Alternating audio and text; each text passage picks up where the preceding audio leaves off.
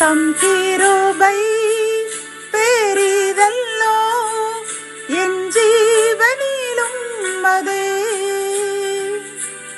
இம்மட்டும் காத்ததுவே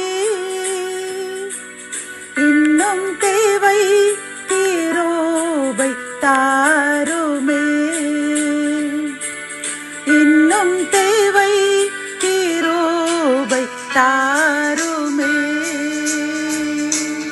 கர்த்தரும் இரட்சகருமாகிய இயேசு கிறிஸ்துவின் ஈடு இணையற்ற நாமத்தில் சேனைகளின் கர்த்தர் ஊழியத்தின் மூலம் 17/1/2025 இந்த நாள் உங்களுக்கும் உங்கள் சந்ததிக்கும் ஆசீர்வாதத்தின் நாளாக அமைய போகிறது என்று மனதார வாழ்த்துகின்றேன். இன்று நாம் அறியவிருக்கும் கிருபையின் வார்த்தைகள் யாத்திராகமம் 1 அதிகாரம் 21 மருத்துவச்சிகள் தேவனுக்கு பயந்ததினால் அவர்களுடைய குடும்பங்கள் தழைக்கும்படி செய்தார். கத்தோலிக்க வேதாகமம் இவ்வாறு கூறுகின்றது. மருத்துவ பெண்கள் கடவுளுக்கு அஞ்சி இருந்ததால் அவர் அவர்கள் குடும்பங்களை தழைக்கச் செய்தார் என்கின்றது.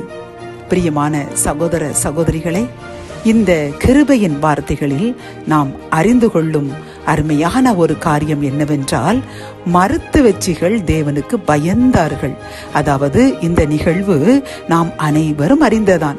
அதாவது எகிப்தில் வாழ்ந்த இஸ்ரேல் மக்கள் பலுத்து பெருகினார்கள். இதனால் பொறாமை கொண்ட எகிப்தில் தோன்றின ராஜா ஒருவன் இஸ்ரவேல் மக்களின் மேல் பயம் கொண்டு இவர்களும் நம் எதிரிகளுடன் சேர்ந்து நம்மை எதிர்த்து நம்மை அவர்கள் முறியடித்து விடுவார்கள் என்று பயந்து அவர்களுக்கு பிறக்கப் போகின்ற ஆண் பிள்ளைகளை அனைத்தையும் கொன்றுவிட வேண்டும் என்று மருத்துவச்சிகளுக்கு கட்டளையிட்டிருந்தார்.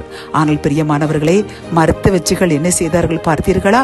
கர்த்தருக்கு பயந்ததினால் அவர்கள் குழந்தைகளை கொல்லவில்லை, மாறாக காப்பாற்றினார்கள். ஆனால் இந்த மருத்துவச்சிகள் அந்த மன்னருக்கு பயந்து குழந்தைகளை கொன்று இத்தனை குழந்தைகளை கொன்றேன் என்று மன்னரிடம் கூறினால் அவர் மிகுந்த வெகுமதிகளை கொடுப்பார், பதவி உயர்வுகளை கூட கொடுத்திருப்பார். பிரியமானவர்களே, ஆனால் இந்த மருத்துவச்சிகள் கர்த்தருக்கு பயந்து இவருடைய வெகுமானம் எங்களுக்கு தேவையில்லை, கர்த்தருடைய ஆசீர்வாதமே போதும் என்று மன்னர் ஒருவேளை தாங்கள் காப்பாற்றினதை அறிந்து தங்களை கொன்றால் கூட பரவாயில்லை, தேவனுக்கு விரோதமாய் பாவம் செய்ய மாட்டோம் என்று அந்த இஸ்ரவேலருடைய பெண்களின் ஆண் குழந்தைகளை கொல்லாமல் விட்டுவிட்டார்கள். கர்த்தர் அதற்கு பிரதிநலனாக என்ன செய்தார் தெரியுமா? அவர்களுடைய குடும்பங்களை தழைக்கும்படி செய்தார். பிரியமானவர்களே, இந்த செய்தியை கேட்டுக்கொண்டிருக்கின்ற நாமும் நமக்கு எந்த உலகத்தினுடைய வெகுமதிகள் கிடைத்தாலும் கர்த்தருக்கு விரோதமாய் சிறு பாவங்கள் கூட நாம் செய்யக்கூடாது என்று உறுதியாக இருக்க வேண்டும். இந்த மனிதர்கள் தரக்கூடிய வெகுமதிகள் அழிந்துவிடும், ஆனால் கர்த்தர் தரக்கூடிய வெகுமதியோ 1000 தலைமுறைக்கு நம் சந்ததிக்கும் நமக்கும் கிருபையாக ஆசீர்வாதமாக காணப்படும். பிரியமானவர்களே, ஆகவே நாம் எந்த ஒரு வேலைகள் இருந்தாலும், அது அரசாங்க வேலையாக இருந்தாலும் சரி, அரசாங்கம் அல்லாத வேலையாக இருந்தாலும் சரி, இறைவனுக்கு பிரியமற்ற காரியம் சிறிது கூட செய்ய மாட்டோம் என்று உறுதியுடன் வாழ்வோம். கர்த்தருக்கு மட்டுமே பயந்து அதனால் நமக்கு ஏகப்பட்ட நஷ்டங்கள் வந்தாலும் பரவாயில்லை, கர்த்தர் நம்மையும் நம் சந்ததியையும் எப்படி இந்த மருத்துவச்சிகளின் குழந்தைகளை தழைக்கும்படி செய்தாரோ அதேபோல் தழைக்கும்படி செய்வார். இறைவனுக்கு பிரியமாய் வாழ்வோம். சிறு பாவம் கூட செய்யாமல் பரிசுத்தமாக நாம் இறைவனுக்கு சாட்சியாக வாழ்வோம்.